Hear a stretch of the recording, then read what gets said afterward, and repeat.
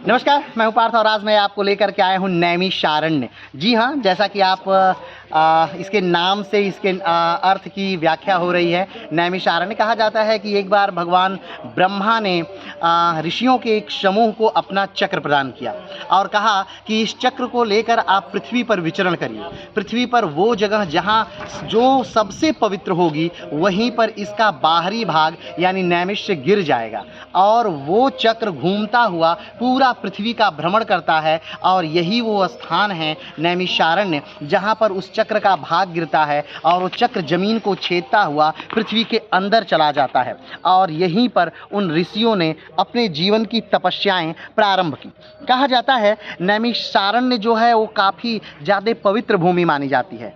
वेदों में पुराणों में ये भी उल्लेखित है कि नैमिषारण्य में अभी भी कलयुग का प्रारंभ नहीं हो पाया है। अभी ये द्वापर, त्रेता और सतयुग का ही यहाँ पर प्रभाव आज भी बसा हुआ है।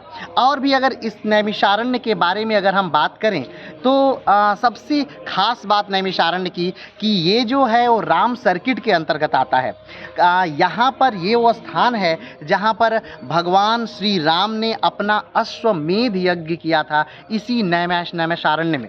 ये नैमिषारण्य इसलिए भी प्रसिद्ध है क्योंकि यहाँ पर पुराणों की रचना हुई थी। ये नैमिषारण्य इसलिए प्रसिद्ध है क्योंकि यहाँ पर व्यास गद्दी है। ये नैमिषारण्य इसलिए प्रसिद्ध है क्योंकि यहाँ पर ऋषि दधीचि ने अपने अस्थियों का दान किया था।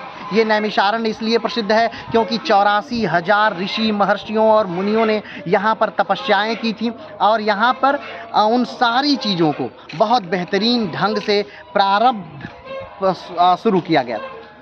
अगर हम बात करें कि अभी हम लोग कहाँ हैं तो अभी हम लोग मेरे पीछे की जो बिल्डिंग है इसे देखकर आप ये नहीं समझ लीजिएगा कि हम लोग दक्षिण भारत में हैं। नहीं, जैसा कि आप जानते हैं कि मंदिर निर्माण की मुख्यतः 3 शैलियाँ होती हैं। जो उत्तरी भारत में मंदिरों का विकास होता है उसे नागर शैली कहा जाता है क्योंकि वो नगरों में विकास हुआ। जो दक्षिण भारत में मंदिरों का विकास हुआ उसे द्रविड़ियन शैली कहा जाता है और जो मध्य भारत में मंदिरों का विकास हुआ जिसमें नागर और द्रविड़ियन शैली दोनों शैलियों का मिश्रण था उसे बेसर शैली कहा जाता है। म्यांमार, नेपाल, भूटान में भी कुछ मंदिरों का निर्माण होता है जिसे पैगोडा शैली के नाम से जाना जाता है। तो अगर भारतवर्ष में देखा जाए तो नागर शैली, बेसर शैली, द्रविड़ियन शैली और पैगोडा शैली मुख्यतः मंदिर निर्माण की शैलियाँ हैं।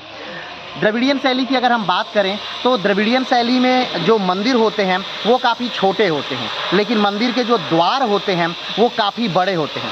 एक मंदिर में मुख्यतः अगर देखा जाए तो 4 द्वार होते हैं जो चारों दिशाओं में होते हैं और उन द्वारों को ही गोपुरम की संज्ञा दी जाती है यानी उसे गोपुरम कहा जाता है। अभी हम लोग इस समय जिस मंदिर पर हैं इसे बड़े बालाजी महादेव बड़े बालाजी मंदिर के नाम से जाना जाता है। और जैसा कि आप जानते हैं कि जो मूल मंदिर है बालाजी का वो तिरुपति में स्थित है और उसी